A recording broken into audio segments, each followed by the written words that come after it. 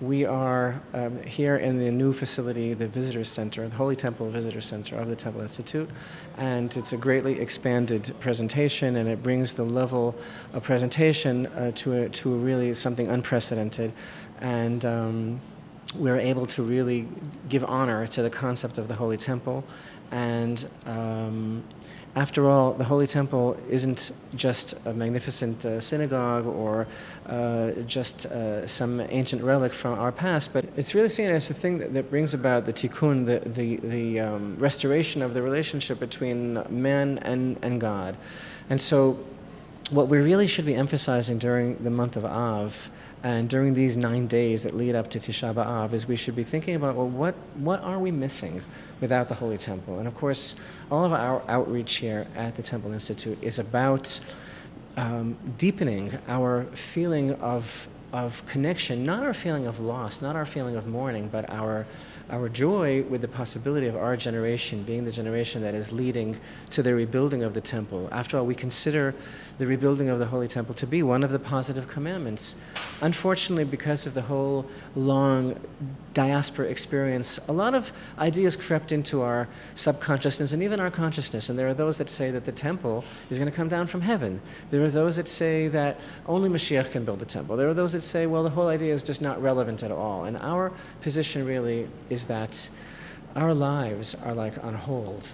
Like the Jewish people are just a skeleton of what they could be. The whole world is really totally muted and just completely drained of its vibrancy because we don't have the Holy Temple. And so what we're really trying to emphasize during these days is to rekindle the anticipation and the beauty and the longing for having that closer relationship with Hashem when the light of the Shekhinah, the Divine Presence, returns to the world.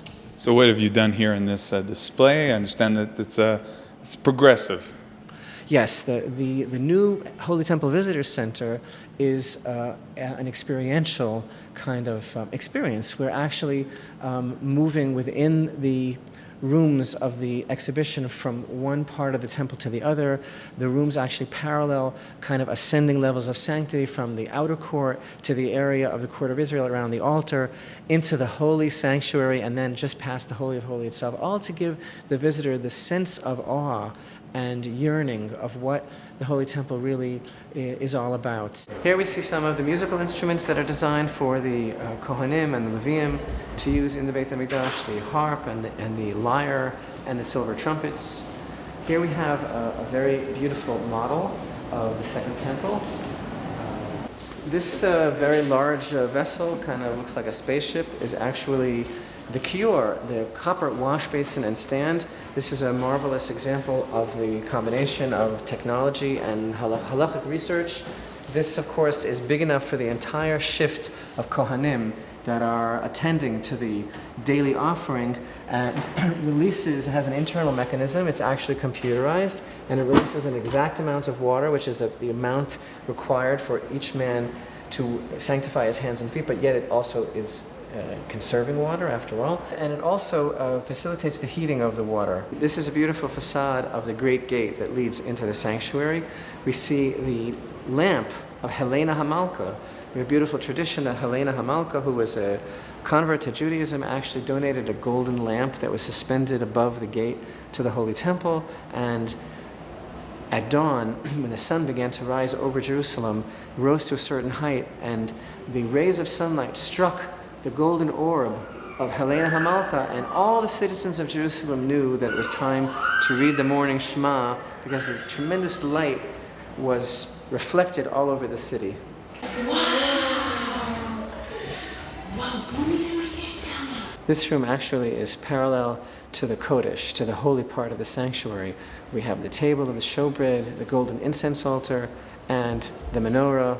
Of course, the golden menorah that we've created is on the steps leading down to the Kotel, and this menorah is a duplicate that we have placed here in order to be able to teach about the commandment of Hatavat HaNerot. Part of the temple service every day is for the Kohanim to cleanse the individual lamps of the menorah.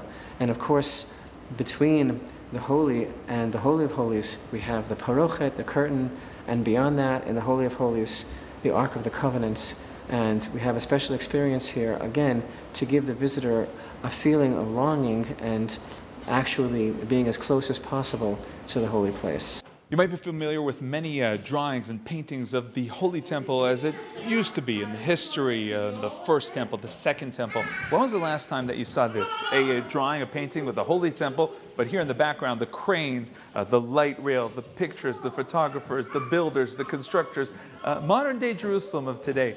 What is the meaning? What is the essence of this picture? This is how it could look and how it will look when God and we build the Holy Temple speedily in our days. Amen.